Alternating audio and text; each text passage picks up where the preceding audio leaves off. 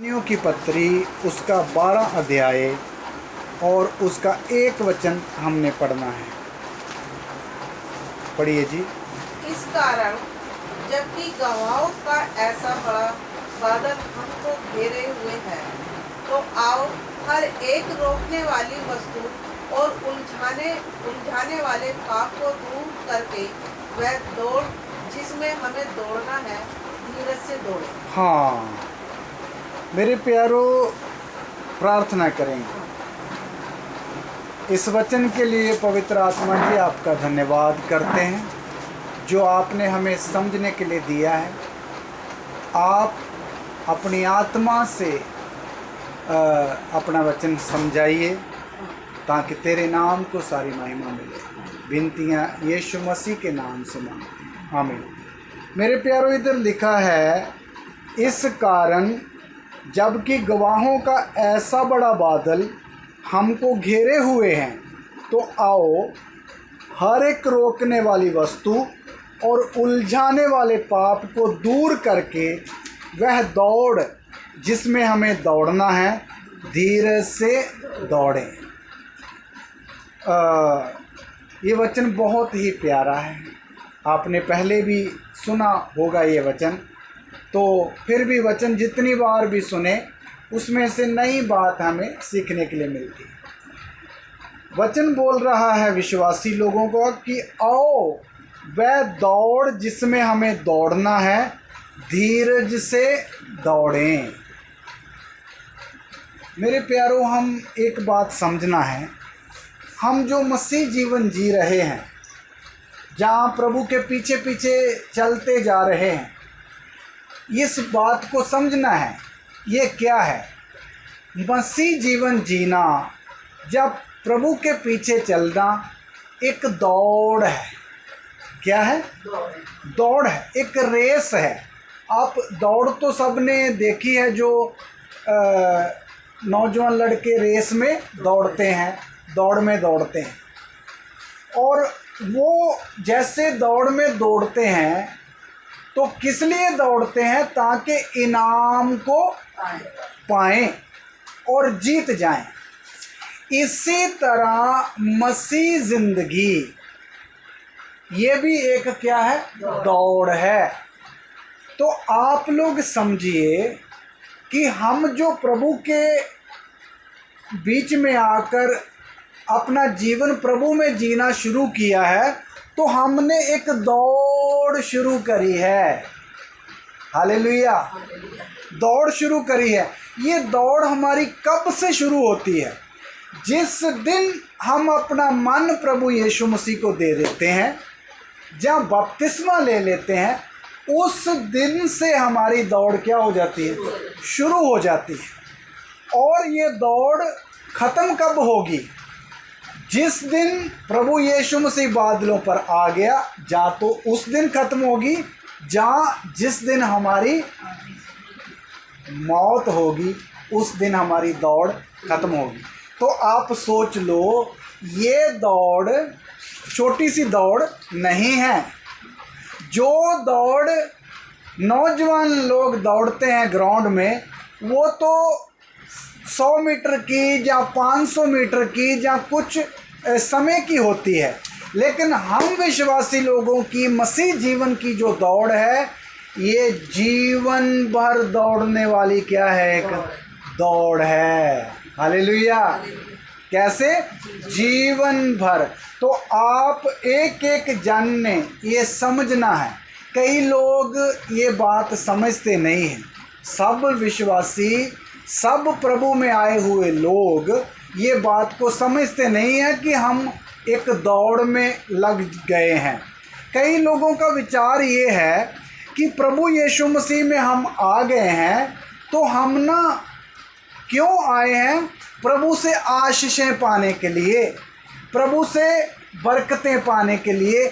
इसलिए हम आए हैं ताकि हमारे शरीरों में तंदुरुस्ती रहे और हमारे घरों में प्रभु की बरकत रहे और हम खुशी खुशी जीवन जीते रहे। लोग इतना ही समझते हैं, जहाँ कुछ लोग कुछ और बातें समझते हैं, लेकिन असली मकसद जो हमारे प्रभु में आने का है सब लोग नहीं समझते। इसका नुकसान क्या होता है? ना समझने के कारण उनको अपने जीवन का लक्ष्य नहीं पता होता है, उनको मसीह जीवन जीने का जो मकसद है वो पता नहीं रहता है। इसलिए हम क्यों विस्तार से वचन सीखते हैं, ताकि हमें पता चले कि हमारा मसीह जीवन है क्या। हमारा मसीह जीवन एक दौड़ है, हम उस दौड़ में दौड़ रहे हैं। फिर यहाँ एक बात और भी लिखी, इस एक आयत में बहुत सारे पॉइंट हैं। वहाँ लिखा है कि आओ वह दौड़ जिसमें हमें दौड़ना है, कैसे दौड़ें? धीरज से दौड़ें। अभी ध्यान दीजिए, जो दुनिया की दौड़ दौड़ते हैं ग्राउंड में लोग, वो कैसे दौड़ते हैं? फुर्ती से, तेज से दौड़ते हैं। लेकिन ये दौड़ ऐसी है जो फुर्ती से दौड़ने वाली दौड़ नहीं है। ये कैसे दौड़ने वाली है? धीरज से। आपने ऐसी दौड़ कोई सुनी है कि धीरज से दौड़ने वाली? किसी को बाहर आप बताओगे अन्य जाति को, तो वो बोलेंगे दौड़ और धीरज से, ये कैसे हो सकता है? हाँ भाइयों, ये ऐसी दौड़ है जो कैसे दौड़ी जाती है? धीरज। अगर इसमें स्पीड ज़्यादा कर दी किसी ने अपनी, तो गिरने का क्या रहता है? चांस रहता है। कितने लोग जब दौड़ में, यही दौड़ में शुरू करते तो क्या पकड़ लेते हैं? स्पीड पकड़ लेते हैं। लेकिन दुख के साथ कहना पड़ेगा, कितने इस रास्ते में गिर जाते हैं। आज भी गिरे हुए लोग आपको इस मार्ग में मिलेंगे। इसलिए मेरे प्यारों, इसका अर्थ समझना है। हमने ये दौड़ शुरू तो करी है, लेकिन दौड़ना कैसे है? धीरज। धीरज से, तेज नहीं दौड़ना। अगर ऐसे दौड़ेंगे तो ही हम अपने मकसद में पहुंचेंगे। मकसद में पहुंचेंगे। मकसद में पहुंचने के लिए वचन हमें क्या बोलता है? पढ़िए, 1 कुरिन्थियों 9 अध्याय का 24 वचन पढ़े। 1 कुरिन्थियों 9 अध्याय का 24 वचन क्या बोलता है वचन? जी।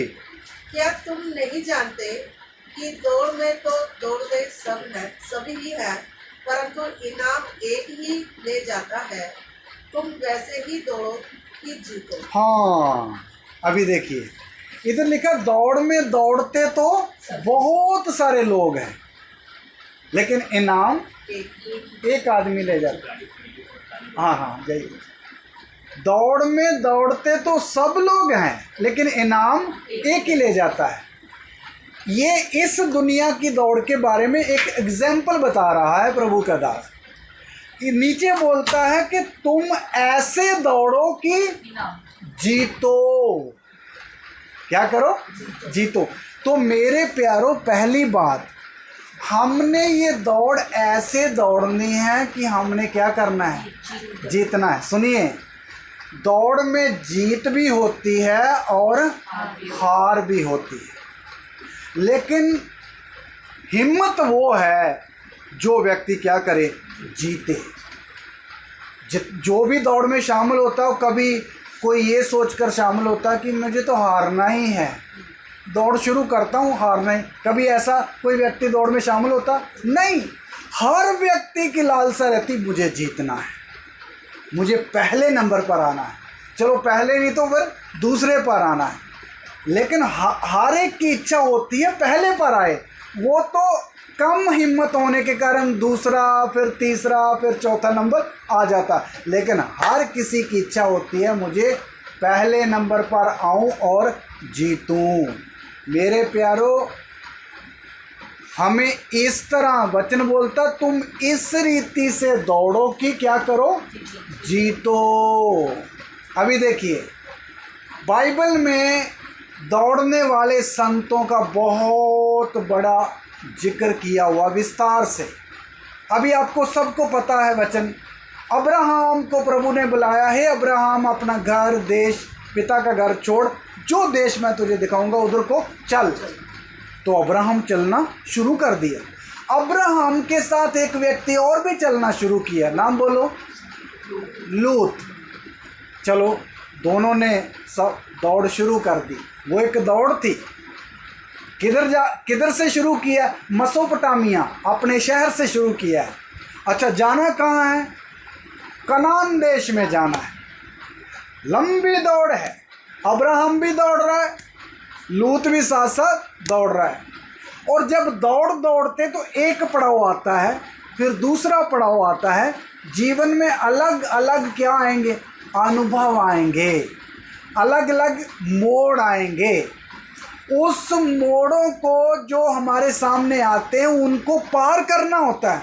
आप कभी दौड़ने वाले कई प्रकार की दौड़ होती। एक दौड़ होती जिसमें छोटे छोटे एंगल खड़े किए होते हैं, उनको क्या करना पड़ता है? ऐसे कूद कर आगे जाना पड़ता है। फिर आएगा थोड़ी देर में, उसको भी कूद कर आगे जाना पड़ता है। अगर थोड़ा सा भी पैर उसके साथ फंस गया तो गिर जाए। अभी अब्राहम और लूत दौड़ रहे हैं, अच्छी दौड़ चल रही है, लेकिन एक प्रॉब्लम आई, एक वो एंगल आ गया जीवन में। अब्राहम के पास भी बड़े नौकर चाकर हैं, भेड़ बकरियां, गायें बैल है, और लूत के पास भी है। लेकिन ये दोनों मालिकों के, नौकरों के अंदर क्या हो गया? झगड़ा हो गया। झगड़ा जब हो गया तो अब्राहम ने बोला, हे भाई लूत, वो उसका भतीजा था लूत, भाई हम दोनों को झगड़ा करना शोभा नहीं देता है। आप ऐसे करो, देखो कितनी ज़मीन पड़ी है ना, आप चुनो। आप अगर दाएं जाओगे तो मैं बाएं जाऊंगा, अगर आप बाएं जाओगे तो मैं दाहिने जाऊंगा। आप एक बात नोट करना, फैसला चुनाव करने का ऑप्शन किसको दिया गया? लूत को। अब्राहम बड़ा है उम्र में भी और अनुभव में भी, क्योंकि वो बाप के बराबर है, उसका चाचा है। चाचा मतलब बाप के बराबर। बड़ा बंदा चुनाव लेना चाहिए ना, मैं जा रहा हूँ दाहिने, तू जा। लेकिन उसने चुनाव आप नहीं लिए, उसने चुनाव दूसरे को दिए। मेरे प्यारे, एक बात याद रखना, ये क्या है? ये नम्रता है। ये क्या है? इसका मतलब अब्राहम के पास अंदर अपनी मन मर्जी कोई नहीं है, मतलब बचा हुआ हिस्सा लेने के लिए राजी है।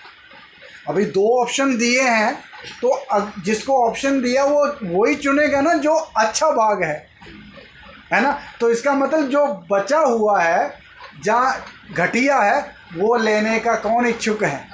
अब्राहम। याद रखिए, ये एक गुड नेचर है अब्राहम के अंदर। हमें भी अपने अपने जीवन में एक बात समझना है, हम फैसले कैसे लेते हैं। हम कभी भी कोई मौका हो तो हम क्या चुनाव करते हैं। मेरे प्यारों, याद रखिए, हमें जो व्यक्ति चुनाव चूज करता है उसको मौका देना चाहिए। जो बाद में चूज करता है वो बुद्धिमान गिना जाएगा। हालेलुया।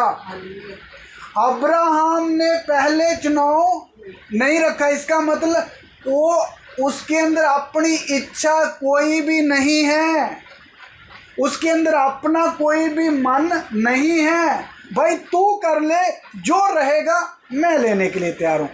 एक सच्चे भगत का, एक सच्चे प्रभु के विश्वासी का फैसला ऐसे होना चाहिए। इसलिए हम भी, जो हमारे सामने मौके आए या फैसले आए, तो हमें ना अपनी मन मर्जी नहीं चलानी चाहिए।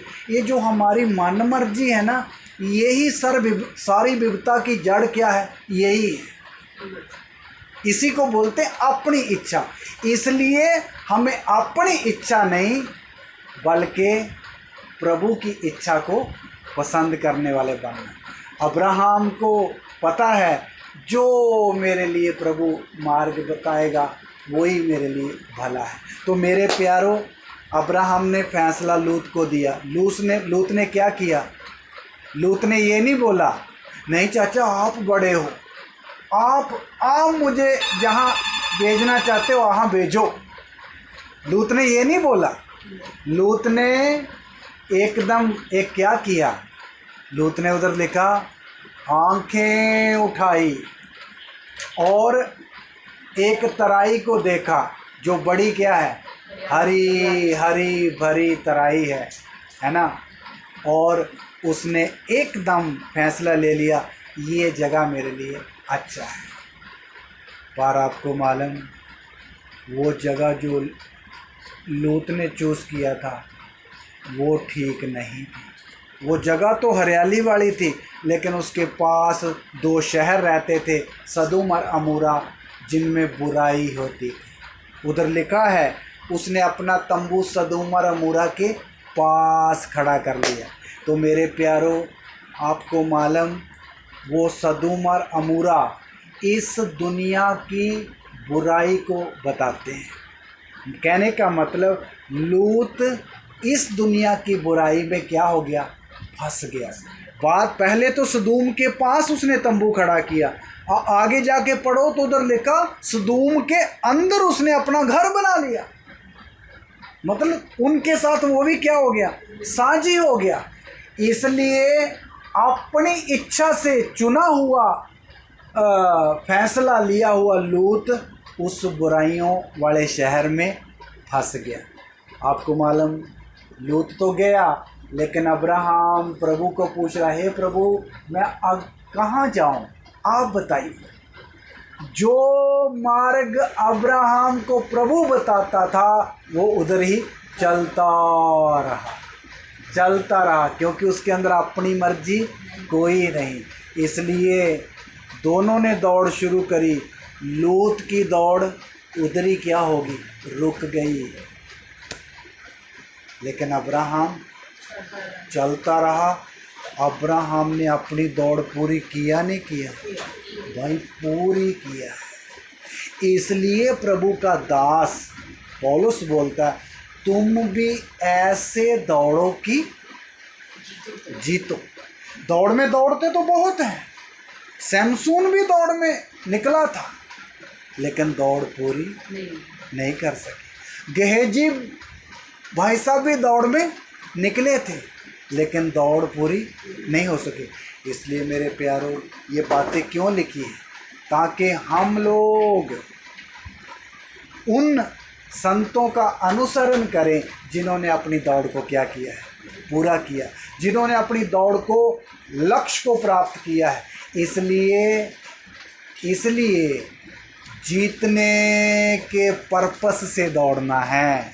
अगर पर्पस से दौड़ना है जीतने के, तो हमें उन्हीं दासों की रीस करनी चाहिए, उन्हीं दासों का अनुसरण करना चाहिए जिन्होंने अपनी दौड़ को क्या किया है? पूरा किया है। हालेलुया। इसलिए प्रभु का दास क्या हो गया? दौड़ को पूरा किया। और हमें जय के देखिए, अब्राहम क्यों दौड़ को जीत सका? क्यों अपनी दौड़ को उसने पूरा कर लिया? पूरी 175 वर्ष की आयु तक क्यों पूरा किया? प्रभु के कारण। किसके कारण? कारण। प्रभु के हाथ में अपने आप को और अपने फैसलों को अब्राहम देता था। किसके हाथ में? प्रभु के हाथ में। इसलिए प्रभु उसको लिए चला, लेकिन लूत किसके हाथ में फैसले लेता था? अपने मन के हाथ में।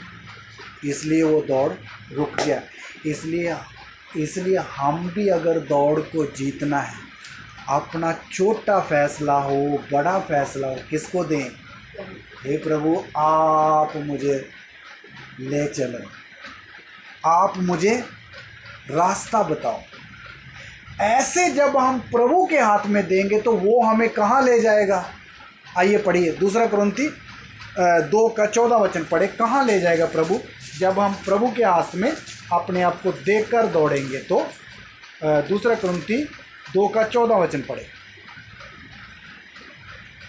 परंतु परमेश्वर का धन्यवाद हो जो मसीह में सदा हमको जय के उत्सव में लिए फिरता है हाँ हाँ हाँ, और अपने ज्ञान की सुगंध हमारे द्वारा हर जगह फैलाता है। हाँ मैं भी पढ़ता हूँ। परंतु परमेश्वर का धन्यवाद हो जो मसीह में सदा हमको जय के उत्सव में लिए फिरता है। इधर देखिए, तो कौन लिए फिरता है जय के उत्सव में? परमेश्वर। आप वचन को समझना। परंतु परमेश्वर का धन्यवाद हो जो मसीह यीशु में सदा हमको जय के उत्सव में लिए फिरता। मतलब परमेश्वर ही जय के उत्सव में ले जा सकता है, परमेश्वर। इसलिए हम अपनी ताकत से दौड़ सकते हैं? हम अपनी ताकत से दौड़ जीत सकते हैं? नहीं, अपनी ताकत से नहीं जो जीत सकते। परमेश्वर अगर हमें ले जाएगा तो हम जरूर जीतेंगे। हालेलुया। मेरे प्यारो, ये भी एक भेद है, समझना। आपको मालूम, मूसा सारे इस्राएलियों को मिस्र से निकालकर कनान की तरफ, वो भी एक क्या थी? दौड़ थी। रास्ते में कितने पड़ाव आए, कितनी मुश्किलातें आई मूसा के सामने। मूसा ऐसा दुखी हो गया, एक बार प्रभु को बोला, हे प्रभु, ये जो लोग आपने मुझे दिए हैं मेरे बस का नहीं है इनका भार उठाना। क्योंकि मूसा को उन्होंने बहुत ज़्यादा क्या कर दिया? तंग कर दिया। एक बार तो कभी मछली मांग रहे हैं, कभी मूसा को बोले यहाँ पानी नहीं है, कभी मूसा को बोल रहे हैं तू हमें यहाँ मारने के लिए लाया। क्या क्या बातें मूसा को सुननी पड़ी। एक दास की, एक सेवक की स्टोरी हम मूसा से समझ सकते हैं कितनी कष्टदायी है। मूसा बहुत दुखी हो गया। एक बार तो इतना दुखी कर दिया, मूसा प्रभु के साथ ऊपर बैठा हो रहा 40 रात दिन, नीचे इस्राएलियों ने क्या बना दिया? बछड़ा। प्रभु को इतना गुस्सा आया। प्रभु ने बोला, मूसा नीचे जा, जिस कौम को तू निकाल के लाया वो झटपट मेरे से क्या हो गए? बिगड़ गए। अभी पीछे हट जा, मैं सबको सजा दूँगा। फिर भी मूसा ने बड़े रो करके प्रभु के सामने उनको बचाया। प्रभु ऐसे ना कर, इनको नष्ट ना कर, है ना, बचाया। और बाद में उनका बछड़ा तो तोड़ दिया, मूसा ने उनको सज़ा दी, प्रभु ने सज़ा नहीं दी। लेकिन प्रभु ने एक बात मूसा को बोल दी, मैं तुम्हारे संग संग चलूँगा नहीं, क्योंकि तुम हठीले हो। अगर तुमने रास्ते में ऐसा दोबारा काम किया तो ये ऐसा ना हो मेरा क्रोध भड़क जाए तो मैं सबको क्या कर दूँ? नष्ट। इसलिए मूसा, मैं एक दूत को आज्ञा देता हूँ, वो तेरे साथ साथ चलेगा, तुम जाओ कनान में, सफ़र पूरा करो, मैं साथ। प्रभु गुस्सा हो गया। आप याद रखना, प्रभु हमेशा साथ चलना तो चाहता है, लेकिन कई बार जब हमारी हरकतों के कारण प्रभु गुस्सा होता है तो वो साथ चलना भी क्या कर देता है? बंद कर देता है। अभी प्रभु ने मना कर दिया, मैं नहीं जाऊंगा। लेकिन मूसा को एक बात पता था, अगर प्रभु साथ नहीं है तो हम एक दिन भी ये सफ़र नहीं कर पाएंगे। मूसा को ये बात अच्छी तरह, मूसा ने बोला, अब 33 और 32 अध्याय जब पढ़ोगे तो उधर लिखा, मूसा ने बोला, प्रभु अगर तू साथ नहीं चलेगा तो यहाँ से मैं भी एक कदम आगे नहीं बढ़ाऊंगा। जब तक तू नहीं चलेगा मैं नहीं चलने वाला, और ना इन लोगों को मैं लेके जाऊंगा। आप मूसा का हृदय देखो, आप मूसा के अंदर की प्यास देखो, हे प्रभु तेरे बिना मैं नहीं चल पाऊंगा। हमने जो बात पढ़ी मैं उसके ऊपर बोल रहा हूँ। प्रभु ही है जो हमें जय के उत्सव में लिए फिरता। मूसा को पता था अगर प्रभु साथ नहीं है तो हम तो हार जाएंगे, हम तो मर जाएंगे। इसलिए मूसा ने जिद करी, प्रभु तुझे जाना ही पड़ेगा। मूसा को फिर पहाड़ पर जाना पड़ा, 40 रात दिन फिर रोटी छोड़नी पड़ी, प्रभु के आगे बहुत रोना पड़ा। आखिर में प्रभु मान गया। क्या हो गया? इसलिए मेरे प्यारों, इससे हमें भी सबक सीखना है। हम जो मसीह जीवन की दौड़ दौड़ रहे हैं, अकेले दौड़ नहीं सकते हैं। रोज रोज अपने आप को चेक करना है, क्या यीशु मेरे साथ है? क्या यीशु मेरे आगे आगे चल रहा है? क्या यीशु कहीं पीछे रुक तो नहीं गया? जब मैं आगे निकल गया, जब प्रभु आगे निकल गया और मैं पीछे रुक गया। ये रोज रोज सप्ताह बर सप्ताह अपने आप को चेक करना है। अगर आप चेक करोगे तो इसका मतलब आप जागते हुए हैं। क्या रह रहे हैं? जागते रह रहे हैं। अगर कई विश्वासियों का ऐसा है, उनको कोई परवाह नहीं, प्रभु साथ है, जा आगे निकल गया, जब मैं अकेला चल रहा हूँ। कुछ लोगों को कुछ पता चलता ही नहीं है। मेरे प्यारों, ऐसा विश्वासी कभी भी अपनी दौड़ को पूरा नहीं कर पाएगा। हर रोज चेक करना है, प्रभु मेरे साथ है भी या नहीं। आपको मालूम है, एक बार यीशु छोटा था तो उसकी माता पिता उसको हर साल कहाँ ले जाते थे? यरूशलेम में एक त्योहार होता था, जाना पड़ता था। तो एक बार देखा तो वो वहाँ से निकल गए मरियम और यूसुफ, तो यीशु किधर रह गया? वहाँ रह गया। तो इन्होंने मन में सोच लिया, इतना भीड़ ग्रुप बना बना के चलते थे ना, तो यीशु बालक भी बच्चों के साथ ही होगा। 12 साल का था। 3 दिन का सफ़र कर लिया तो बाद में देखा यीशु कहाँ, तो वो तो यीशु तो यहाँ है ही नहीं। इसका मतलब 3 दिन कैसे चल गए? बिना यीशु के ही चलते रहे।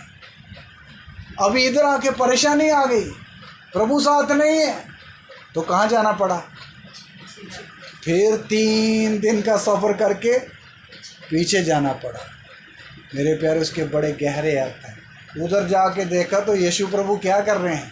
आराम से मंदिर में बैठे हैं, पुस्तकें खोली हुई है, फरीसियों से वाद विवाद कर रहे हैं, है ना। उधर उसकी माता पिता ने बोला, यीशु ऐसा क्यों किया?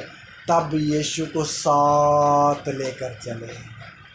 मेरे प्यारों, हमें भी ये याद रखना है, मैं जीवन तो जी रहा हूँ मसीह जीवन, यीशु मेरे साथ है। याद रखना है, मैं घर तो बनाया है, मैं अच्छा भला रह रहा हूँ, क्या मेरे घर में यीशु भी है? अगर है तो वो मेरे आगे आगे चलना चाहिए, वो मुझे रोज रोज अगुवाई करना चाहिए, वो रोज रोज मेरे से बात करना चाहिए, उसके साथ बैठने से मुझे आनंद आना चाहिए। ये रोज का अनुभव हम सबको होना चाहिए। हालेलुया। फिर ही ना पता लगेगा कि यीशु मेरे साथ है। कई बार हम गाना तो गाते हैं ना, यीशु मेरे नाल नाल रहिंदा है ना। तो मेरे प्यारों, नाल नाल रहिंदा है तो रहता है, तो उसको बात भी करना है। क्या करना है? बात करना। इसलिए हर विश्वासी यीशु से बात कैसे कर सकता है जी? आप बोलिए, हम यीशु से बात कैसे करते हैं? प्रार्थना के द्वारा।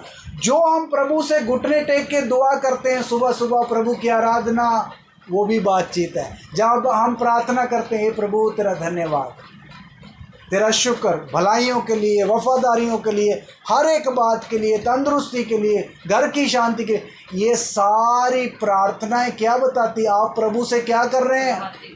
बात कर रहे हैं।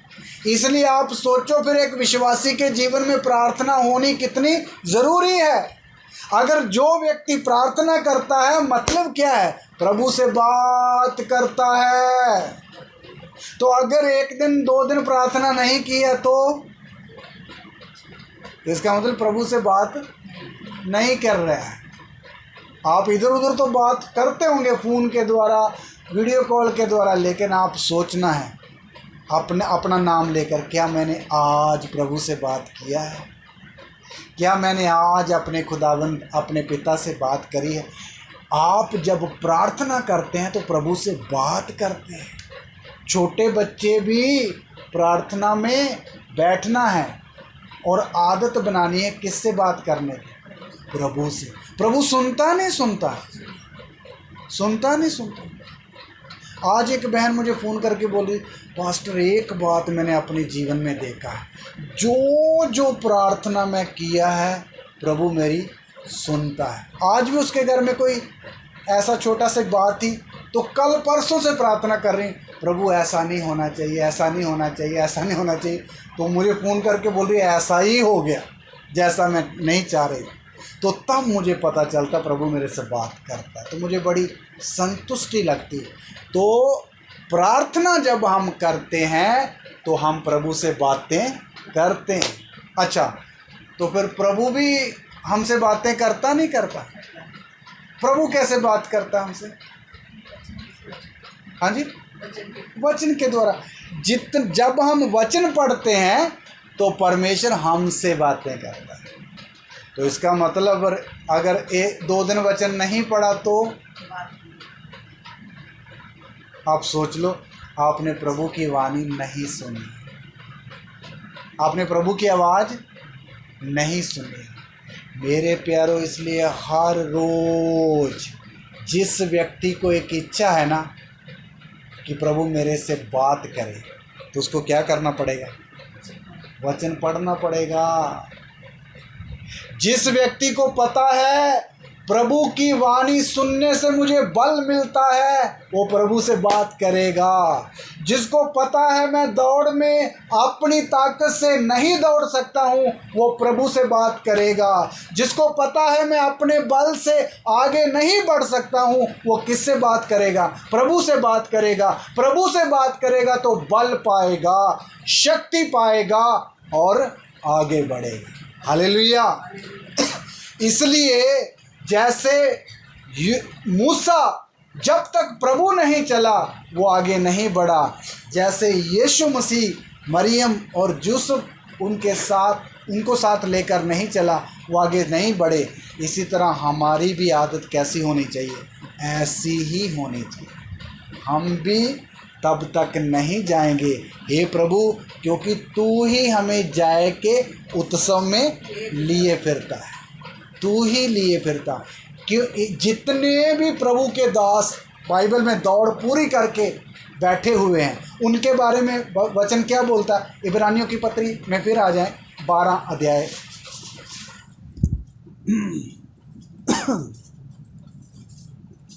इब्रानियों की पत्री 12 अध्याय, उसका 1 वचन पढ़ें। इस कारण पढ़िए ना।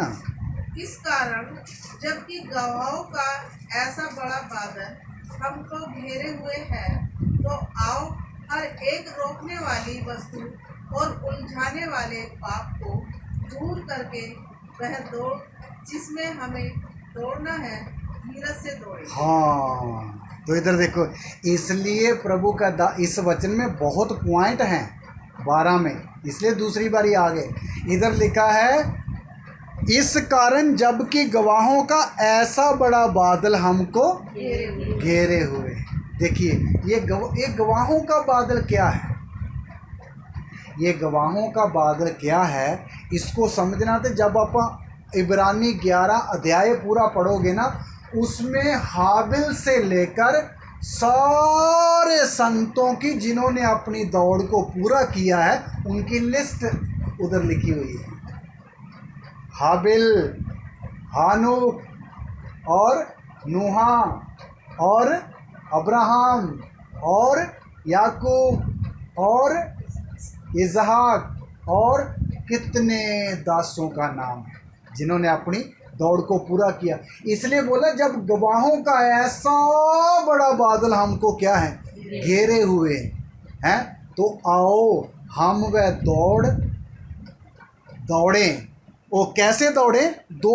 एक आयत में लिखा, उसमें एक पॉइंट है, तो आओ हर एक रोकने वाली वस्तु और उलझाने वाले पाप को दूर करके वह दौड़ जिसमें हमें दौड़ना है दौड़ें। तो दौड़ें, इधर देखिए, इसका मतलब दौड़ को रोकने वाली क्या भी है? चीजें भी है। क्या है? फिर पढ़े, एक उसमें पॉइंट है, तो आओ हर एक रोकने वाली वस्तु और उलझाने वाले पाप को दूर करते करते हुए। इधर देखिए, तो कितनी चीजें बताई है जो दौड़ से रोकती है। नाम बताओ, पहली का क्या है? हाँ जी, रोकने वाली वस्तु, हाँ उलझाने वाला। हाँ। अभी देखिए, इनको देखिए, एक एक बात का बड़ा गहरा अर्थ है। इसका मतलब ये दो चीजें हैं जो दौड़ से क्या करती है? रोक देती है। तो पहली वस्तु क्या है? रोकने वाली वस्तु। ये कौन सी वस्तु है जो दौड़ से रोक देती है? बोलिए ना, कौन सी वस्तु हो सकती है? इसको समझना है तो जवाब वचन में ही है। आइए पढ़िए, कौन सी वस्तु है? पहला यूहन्ना, थोड़ा सा आगे जाइए, पहला यूहन्ना 2 का 15 वचन। कौन सी वस्तु है जो दौड़ से रोकती है?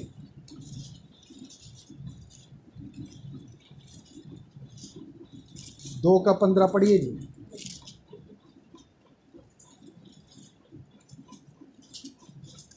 पहला यूहन्ना 2 का 15 मैं पढ़ता हूँ। तुम ना तो संसार से और ना संसार में की वस्तुओं से प्रेम रखो। यदि कोई संसार से प्रेम रखता है तो उसमें पिता का प्रेम नहीं।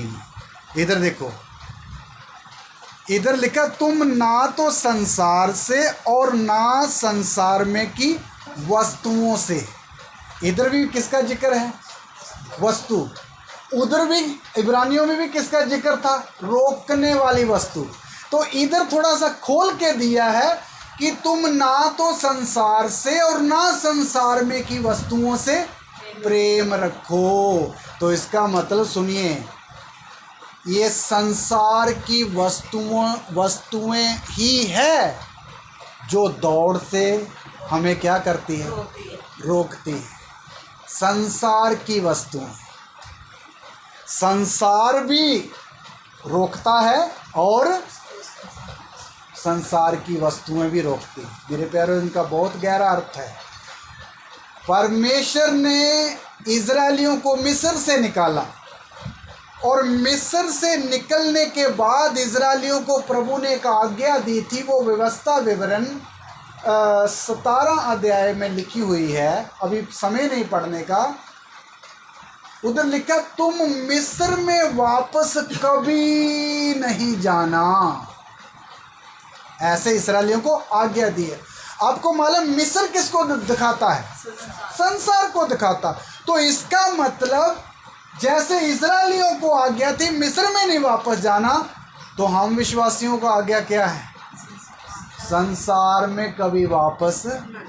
आप भी सोच लिए, अभी हम संसार में से बाहर निकल आए हैं या नहीं? हाँ तो बोलिए, हम बाहर निकल आए हैं, लेकिन दोबारा जाने का भी चांस हमारे सामने आता नहीं आता है? आता है। इसलिए कभी भी दोबारा संसार में जाना नहीं। क्या नहीं करना? जाना नहीं।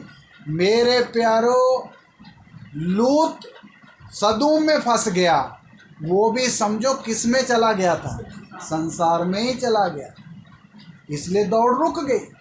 तो याद रखिए, हम विश्वासी लोग अगर अपनी अपनी दौड़ को पूरा करने का मन रखते हैं तो संसार में कभी वापस नहीं जाना है।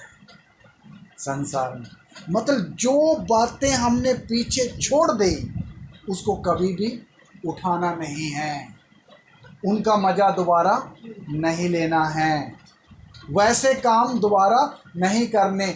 ऐसा पक्का मन बनाकर ही अगर दौड़ोगे तो आप आगे बढ़ोगे। नहीं तो संसार हमें पीछे खींचने के लिए पड़ा है, नहीं पड़ा? भाई पड़ा है। नहीं तो जब विवाह शादी आता तब देखना इच्छाएं कैसे पुरानी पुरानी गुफा से निकल कर बाहर आती है ना? वो इच्छा क्या बताती है? संसार में का थोड़ा करो ना, और बड़े प्यार से आएगी, फुसलाते हुए आएगी, कंधे में हाथ फेरते हुए आएगी, थोड़ा सा करो ना, है ना। इसलिए मेरे प्यारो, चौकस रहना, जागते रहना। जागते रहने वाला बंदा नहीं जाएगा। क्या नहीं करेगा? नहीं जाए। पहला नंबर है संसार के साथ, ना तो संसार से, ना संसार में की वस्तुओं। संसार में वस्तुएं बहुत हैं, अब मार्केट में जाओ वस्तुएं थोड़ी है भाई। फ्रिज भी दिखती है, अच्छी अच्छी अलमारी दिखती है ना। ये जो क्लॉक घर में, ये भी इतने स्टाइलिश बना बना के रखे हुए। कई बार हमारे घर में कितना भी अच्छा लगा हो ना, फिर दूसरा देखकर ऐसा लगेगा अगर ये मेरे घर में तो कितना अच्छा होगा। आएगा क्या कि छोटी सी इच्छा ही आएगा, एक विचार ही आएगा। तो कई लोग तो बदल लेते हैं, इससे तो पुराना हो गया, अभी उसको लाते हैं। मेरे प्यारो, वस्तुएं कितनी भी दुनिया में हो, लेकिन उनके साथ प्यार ना रखो करके क्या लिखा है? ये आज्ञा है। क्या है? आज्ञा है। तो इसलिए रोकने वाली वस्तुओं से हमेशा विश्वासी लोग परहेज रखना। नहीं तो कितने लोग जिन्होंने इन संसार की वस्तुओं को मन लगाया, दौड़ रुक गई। क्या रुक गई? अकान को आप जानते? अकान को, जिसने क्या पकड़ लिया था? क्या पकड़ा था अकान ने? सोने की ईंट, एक सुंदर कपड़ा का टुकड़ा ओढ़ना और कुछ चांदी, संसार की वस्तु। उन्होंने बोला ये तो कितना अच्छा है, और ला के किधर दबा दिया? अपने तंबू के अंदर गड्ढा खोद कर छुपा लिया। आपको मालूम, उस संसार की वस्तुओं के कारण उस व्यक्ति की जान गई, पत्नी की जान गई, बेटे और बेटियों की जान गई, गायें, बैल और बकरियों की भी जान गई। ये क्यों लिख कर रखा हुआ है? संसार की वस्तुएं दौड़ को रोक दिए। नहीं तो अकान अच्छा वाला लड़ने वाला सिपाही था, मैदान में गया था लड़ने के लिए,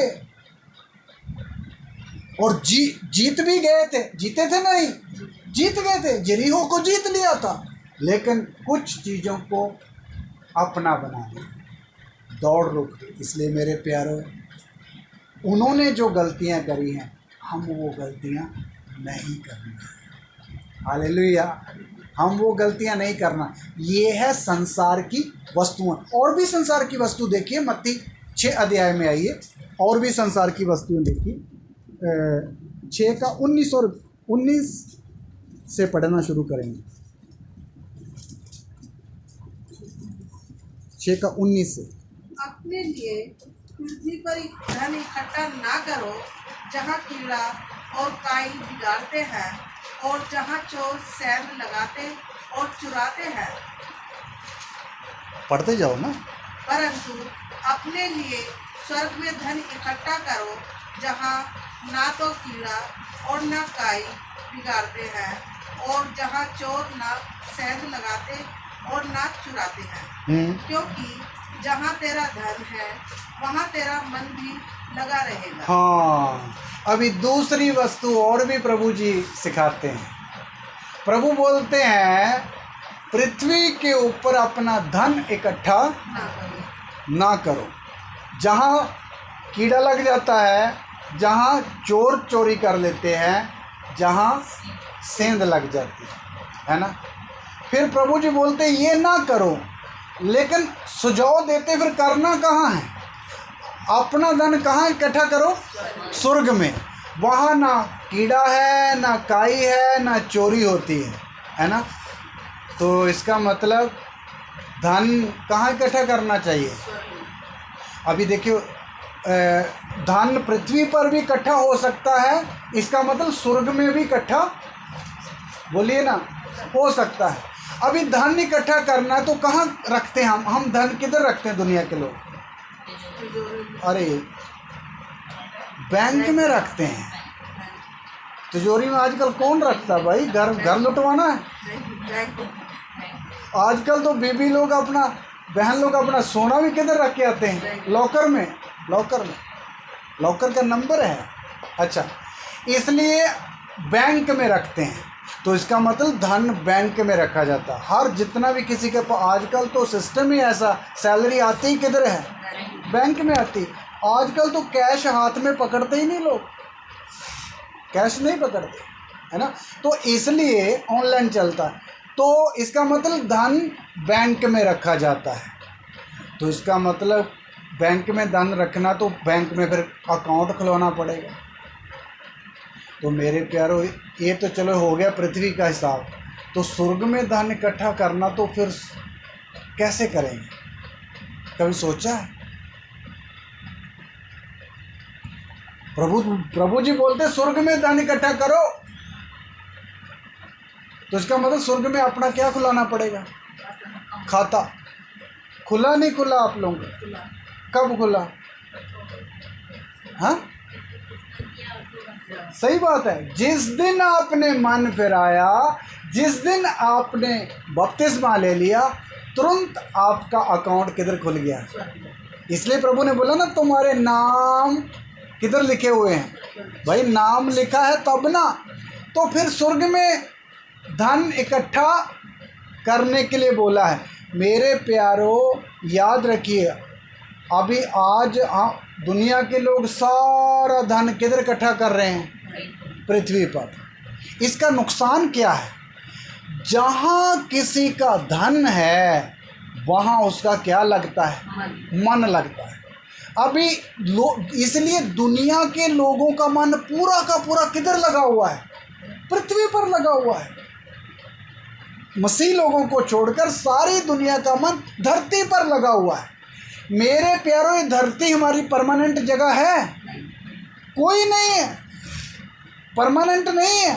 हम तो यहाँ चंद सालों के क्या मेहमान हैं, और घड़ी का कोई पता नहीं, कल ही बुलावा आ जाए, है ना। ऐसा है ये जीवन। इसलिए प्रभु बोलता है जो परमानेंट जगह नहीं है वहाँ अपना धन इकट्ठा ना करो। ये धन जहाँ होगा वहाँ क्या लग जाता है? मन लग जाता है। और इधर मन लग गया तो फिर अपने घर जाने के लिए मन आएगा नहीं। जिधर धन है वहाँ ही मन लगेगा, तो फिर ऊपर असली घर जाने के लिए मन नहीं आएगा। इसलिए हर विश्वासी को अपना जो स्वर्गीय घर है उस घर में अपना क्या करना चाहिए? धन इकट्ठा करना चाहिए। तो मेरे प्यारों, कैसे इकट्ठा करेंगे? थोड़ा सा 2 शब्द बोल देता हूँ मैं। याद रखिए, आप जो प्रतिदिन मसीह में जीते हैं ना, प्रतिदिन जो आज 12 घंटे का दिन आपने सुबह 8 से रात 8 बजे तक बिता लिया, तो इसमें जितने भी धर्म के काम किए, ये सारा धन किधर इकट्ठा हो गया? स्वर्ग में। आपने अपने घर में प्रेयर कराई, ये भी धन किधर इकट्ठा हो गया? स्वर्ग में। आपने यहाँ अपने घर में, जैसे सोनिया सिस्टर की छत है भाई, अगर इतनी सुंदर छत है, उससे नीचे कितने दूर दूर तक क्या दिखता है? इलाका दिखता है। वहाँ खड़े होकर ना रोज़ 15 मिनट इन लोगों के लिए क्या करनी चाहिए? प्रार्थना करनी चाहिए। आंटी जी आप भी सुन लेना, सिस्टर भी सुनो, भैया। किस लिए? हे प्रभु, इतने सुंदर सुंदर घर हैं, एक एक घर में कितने कितने लोग हैं, इनके ऊपर भी दया करो, इनकी बुद्धि खोलो। रोज़ अगर ऐसा मन हो, रोज़ प्रार्थना करो, नहीं तो 2 दिन बाद प्रार्थना करो। इन लोगों के लिए भी प्रार्थना करनी चाहिए। अगर रोज़ प्रार्थना करते हो तो ये आपका धन किधर जमा कर रहे हैं? स्वर्ग में कर रहे हैं जमा। अगर आप डेली प्रभु के घर में जाते हैं, डेली मतलब एवरी संडे, है ना, तो आप ये जो मेहनत कर रहे हैं, किधर ये क्या हो रहा है? स्वर्ग में धन इकट्ठा कर रहे हैं। अगर अपनी नेक कमाई में से अपना जो प्रभु का हिस्सा प्रभु की कलीसिया में दे रहे हैं, प्रभु की सेवकाई के लिए दे रहे हैं, तो धन किधर इकट्ठा कर रहे हैं? स्वर्ग में। ऐसे जितने भी काम आप भलाई के या वचन के अनुसार करते हैं पवित्र जीवन जीते हुए, तो समझ लीजिए आप अपने खाते में क्या करते हैं, कुछ ना कुछ जमा करते। कौन से खाते में? स्वर्गीय खाते में। तो मेरे प्यारो, प्रभु ने क्यों बोला पृथ्वी पर अपना धन इकट्ठा ना करो? क्योंकि ये भी ऐसी वस्तु है, पैसे का लालच, कि ये भी दौड़ से रोकती है। क्या करती है? ये भी एक रोकने वाली क्या है? वस्तु है। इसलिए प्रभु के वचन में लिखा हुआ है, रुपए का लोभ हर प्रकार की बुराई की क्या है? जड़ है। ये सबसे ज़्यादा खतरनाक बात ये है, रुपए का लोभ। आपको मालूम, गेहजी अच्छा एक दास था। किसका चेला था? गेहजी किसका चेला था? अलीशा का चेला था। लेकिन उसके अंदर क्या आ गया? पैसे का लालच आ गया। मेरे प्यारो, नमान का पैसा उसने धोखे से ले लिया, घर में रख लिया। नमान का कोढ़ उसको और उसके वंश को सदा के लिए लग गया। अच्छा दौड़ने वाला दौड़ गेहजी, दौड़ रुकी नहीं रुकी? रुक गई, रुक गई। भाई भक्ति में प्रभु कमाने के लिए निकला हुआ दास क्या कमा लिया? कोढ़, कोढ़। इसलिए दौड़ रुकी। इसलिए मेरे प्यारो, ये भी रोकने वाली क्या है? वस्तु है। इसलिए हमारे पास पैसा होना कोई गलत नहीं है, आपके पास संसार की वस्तुएं होना कोई गलत नहीं है। आपने अगर कुछ मेहनत करके पैसा पूंजी बैंक में जमा करी है, थोड़ी एफडी करी है या कुछ करा, तो वो गलत नहीं है। लेकिन एक बात का ध्यान रखना है। वो कौन सी बात है? 21 वचन पढ़िए इसका दोबारा, 6 का 21।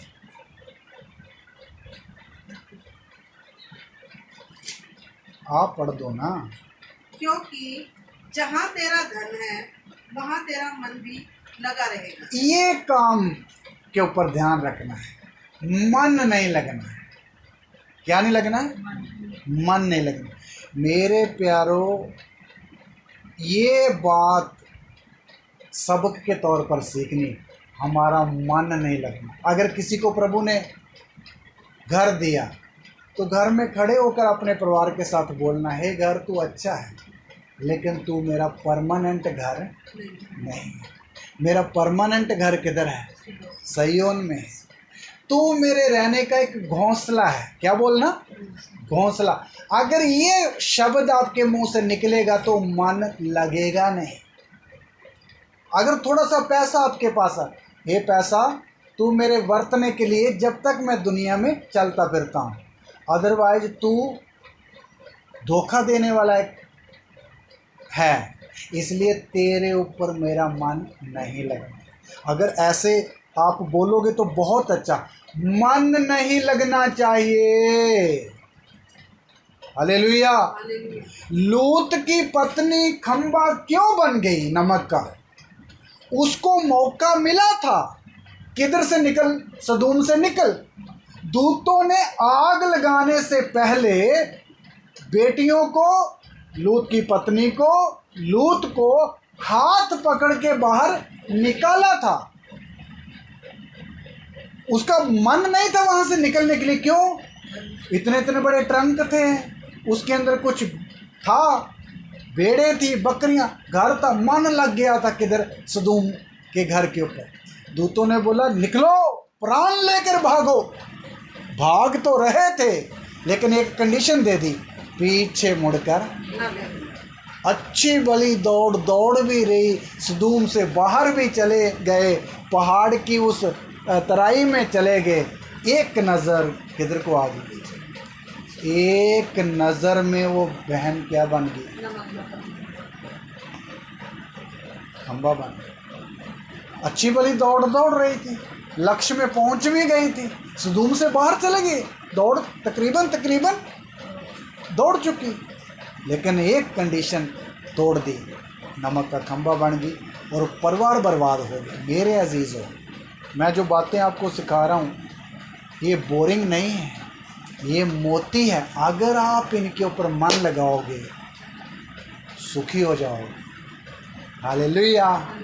इसलिए प्रभु यीशु मसीह की बातें आपको बता रहा हूँ। प्रभु ने इसलिए बोला जहाँ तेरा धन है वहाँ तेरा मन में रहे। इसलिए ज़्यादातर धन इकट्ठा किधर करना है? स्वर्ग में। ज़्यादातर धन इकट्ठा किधर करना है? स्वर्ग में। ये भी एक रोकने वाली वस्तु है, इससे भी बचना है। ये भी कहाँ रोक सकती है हमें? दौड़ से रोक। कितने लोगों को, यहूदा इस्करियोती की दौड़ को किसने रोक दिया? ऊंचा बोलो ना। पैसे के लालच ने रोक दिया। गेहजी की दौड़ को भी इसी ने रोक दिया। तो जब इतने बड़े संत जो यीशु के साथ रहने वाला तो वो रोक सकता, तो मैं और आप कौन है? कौन है? इसलिए कृपा मांगते हुए इन चीज़ों से जो रोकने वाली है दूर रहना। तो इसलिए दो चीज़ें मैंने आपको बताई थी, रोकने वाली वस्तु और उलझाने वाला पाप। आइए पाप के बारे में भी थोड़ा सा गौर करें। पहला यूहन्ना की पत्री 3 अध्याय उसका 18 वचन पढ़ेंगे। पहला यूहन्ना की पत्री 3 अध्याय उसका 18 वचन, जिसको मिल गया पढ़िए। 3:8।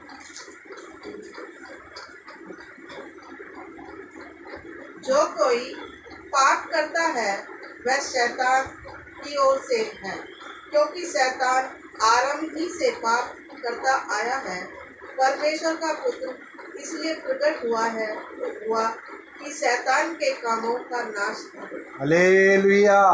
अच्छा, दूसरी रोकने वाली वस्तु थी उलझाने वाला पाप। ध्यान दीजिए मेरी तरफ। मेरे प्यारो विश्वासी लोगों को प्रभु ने पापों से क्या दिया है? छुटकारा दिया है और हमें एक पवित्र जीवन दिया है। इसलिए विश्वासी लोग हमेशा पवित्रताई में ही जीवन बिताना है, नंबर 1। और पाप, उलझाने वाले पाप में फंसना नहीं है। पाप, जो पाप करता है वो किसकी ओर से है? शैतान की तरफ से, क्योंकि शैतान आरंभ से ही क्या करता है? पाप। इसलिए अगर हम भी पाप करते हैं तो किसके साथ हाथ मिलाते हैं? शैतान के। इसलिए विश्वासी लोग कभी भी पाप की बातों में फंसना नहीं। दूर से आपको समझ आ जाना चाहिए, जैसे मैंने संडे भी उधर बताया था कि पाप क्या क्या है, कैसे कैसे होता है, वो जानना है, समझना है, फिर उनसे क्या रहना? दूर रहना। अगर ये 2 रोकने वाली वस्तुओं से आप दूर रहोगे तो आपकी दौड़ कभी भी रुक नहीं सकती। आप परमानेंट दौड़ते रहोगे, दौड़ते रहोगे, दौड़ते रहोगे, दौड़ते रहोगे। इसलिए इन 2 चीज़ों से दूर रहना है। अच्छा, अभी जो दौड़ता है उसके सामने एक क्या होता है? लक्ष्य होता है। आइए पढ़ के देखिए, लक्ष्य के बारे में पढ़ेंगे। ये फिलिपियों की पत्री 3 अध्याय, फिलिपियों की पत्री 3 अध्याय उसका 12 वचन पढ़ेंगे। यह मतलब नहीं कि मैं पा चुका हूँ या सिद्ध हो चुका हूँ, पर उस पदार्थ को पकड़ने के लिए दौड़ा चला जाता हूँ जिसके लिए मसीह यीशु ने मुझे पकड़ा था। हाँ, ध्यान दीजिए, प्रभु का दास पौलुस बोलता है ये मतलब नहीं कि मैं पकड़ चुका हूँ या सिद्ध हो चुका हूँ, पर उस पदार्थ को पकड़ने के लिए दौड़ा चला जाता हूँ जिसके लिए मसीह यीशु ने मुझे पकड़ा था। इसका मतलब क्या है? प्रभु का दास पौलुस बोलता मैं सिद्ध नहीं हुआ हूँ, मैं दौड़ में दौड़ता जा रहा हूँ ताकि उस इनाम को पालूं जिसके लिए प्रभु ने मुझे क्या किया है? बुलाया। इधर देखिए मेरे प्यारों, आपको जो हमको भी प्रभु ने एक मकसद के लिए बुलाया है। हमारे जीवन में प्रभु का एक क्या है? उद्देश्य है, उद्देश्य है, मतलब है। इसलिए पौलुस जैसे बोलता मुझे जिसके लिए प्रभु ने बुलाया उस मकसद में क्या कर रहा हूँ? दौड़ता जा रहा हूँ। तो आप भी पौलुस की तरह, हम भी पौलुस की तरह अपने जब प्रभु के मकसद में क्या करते जाना है, दौड़ते जाना है। एक पदार्थ मेरे सामने है, उसको पकड़ना है। उसको क्या करना है, पकड़ना। उसको पकड़ने के लिए दौड़ रहा हूँ। आप समझना कि मुझे इसी के लिए प्रभु ने बुलाया है कि उस पदार्थ को पकड़ूं जहाँ वो इनाम को पाऊं। इस मतलब से हमने भी क्या करना है, दौड़ना। अगली आदमी पढ़िए 13। हे भाइयों, मेरी भावना यह नहीं कि मैं पकड़ा चुका हूँ, परंतु केवल यह एक काम करता हूँ कि जो बातें पीछे रह गई हैं उनको भूलकर आगे की बातें की ओर बढ़ता हुआ निशाने की ओर दौड़ा चला जाता हूँ, ताकि वह इनाम पाऊँ जिसके लिए परमेश्वर ने मुझे मसीह यीशु के ऊपर बुलाया है। मसीह यीशु में ऊपर बुलाया है। हालेलुया। मेरे प्यारे, उसका गहरा बहुत अर्थ है, लेकिन आप लोग समझना। प्रभु का दास बोल रहा है, मेरी भावना ये नहीं कि मैं पकड़ चुका हूँ, परंतु एक काम करता हूँ, जो बातें पीछे रह गई है उनको भूल करके आगे की बातों की ओर बढ़ता हुआ उस निशाने की तरफ दौड़ा जाता हूँ। हालेलुया। समझ रहे हो? बोलता मैं पीछे की बातों को क्या करके, भूल करके। हमारे जीवन में भी पीछे कुछ बातें रहती नहीं रहती। हम भी पीछे की बातों को भूलते हैं या नहीं भूलते? सच बोलना। बहुत बार नहीं भूलते। आज एक व्यक्ति मेरे से बात कर रहा है, मुझे वो बात कब जिंदगी भर नहीं भूलेगी। मैंने बोला, वो जब मेरे साथ थोड़ा अनबन हो गई थी, निक्की सी नोकझोंक, तो मैंने बोला मैं तो बस वो 5 या 10 मिनट बाद भूल गया था। वो बोलते मुझे नहीं भूलेगा। एक व्यक्ति मेरे से बहस कर रहा था, तो मैंने बोला ठीक है, रखे रहो, शायद ये अंडे दें ये बातें और बच्चे हो जाएं, हैं चूजे की तरह। मैंने बोला ये बातें मन में रखने से कोई उन्नति नहीं है। पीछे जो कल की बात हो गए उनको क्या करना है, छोड़ना, भूलना है। छोड़ तो देते हैं कई बार, लेकिन भूलते नहीं है। किधर भूलने का मतलब, मेमोरी से डिलीट करनी है। आजकल तो डिलीट करने का हमें अच्छा एक्सपीरियंस है। किधर से? मोबाइल से। इंस्टाग्राम से किसी को डिलीट कर दिया, फेसबुक से किसी को डिलीट कर दिया, मेल से किसी को डिलीट कर दिया। मेरे प्यारो, लेकिन हमारी मेमोरी से कुछ बातें हम डिलीट कर नहीं पाते। पुरानी बातें अगर आप नहीं भूलोगे तो याद रखिए आपको आगे बढ़ने की हिम्मत मिलेगी? नहीं मिलेगी।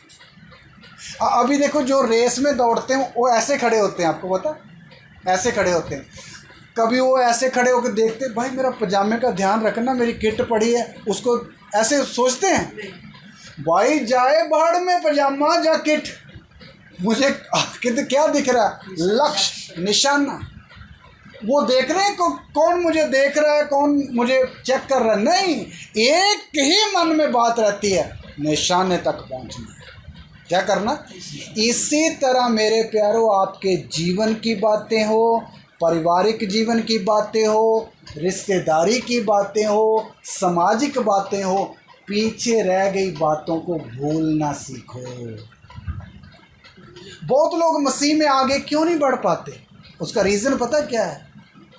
कल की बात, पिछले हफ्ते की बात, पिछले महीने की बात, पिछले साल की बात, यहाँ तक कि पिछली सदी की बात नहीं भूलते। पिछली सदी मतलब हम अभी कौन सी सदी में जी रहे हैं?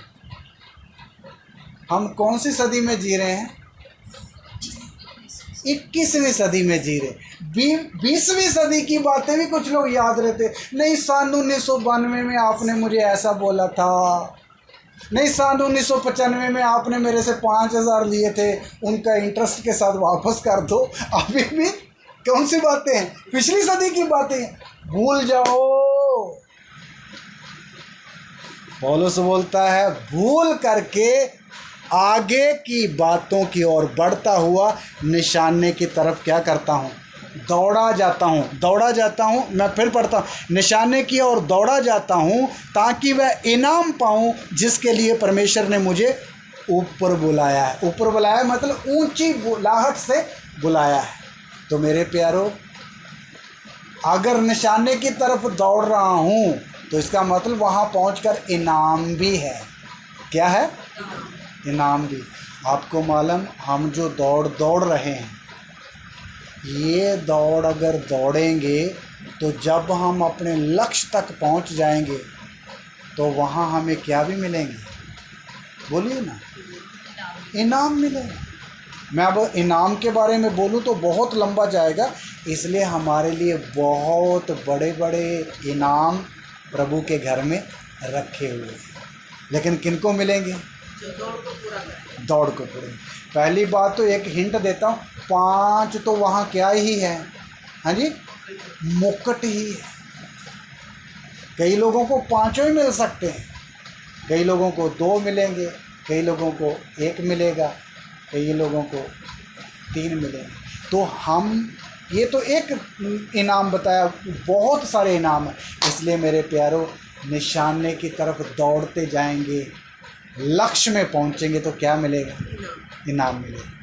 तो ये पौलुस बोलता मैं दौड़ रहा हूँ, लेकिन इसने अपनी दौड़ को क्या कर लिया? एक दिन एक आयत पढ़ के समाप्त करेंगे। दूसरा तिमोथियस 4 अध्याय उसका 7 वचन पढ़ेंगे।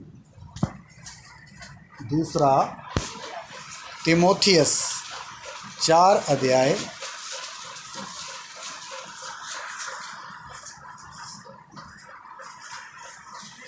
4 का 7। पर अशुद्ध कहीं नहीं लिखा ऐसा, 4 का 7 गलत निकाला आपने। दूसरा तिमोथियस 4 का 7।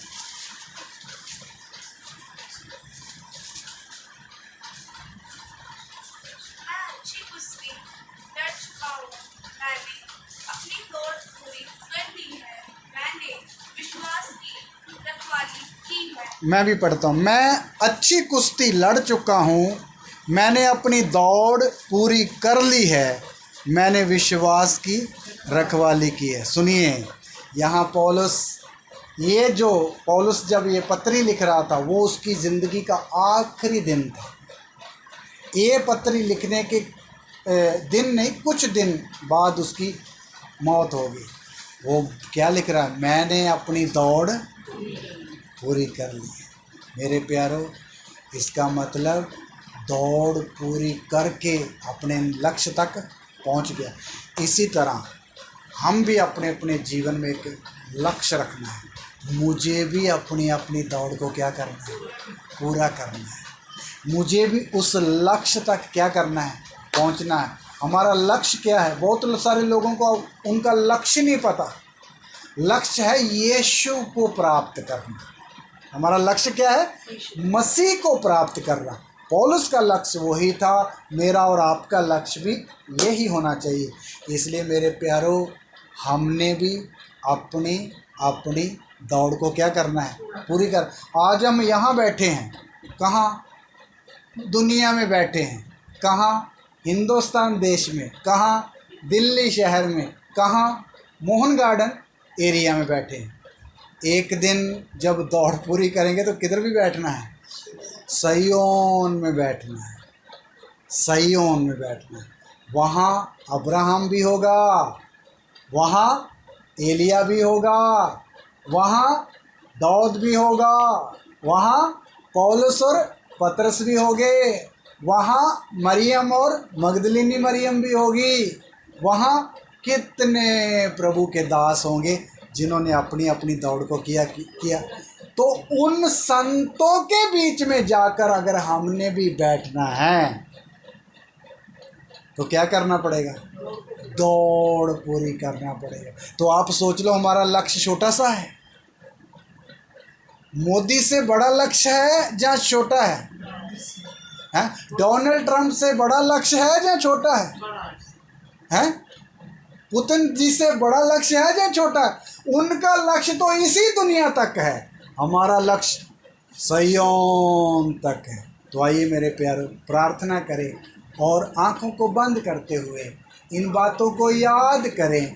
खुदावंद ने हमें अपनी दौड़ में शामिल करने के लिए अनुग्रह हम पर किया है, ताकि हम अपनी उस दौड़ को पूरा करें। धन्यवाद, धन्यवाद, हालेलुया।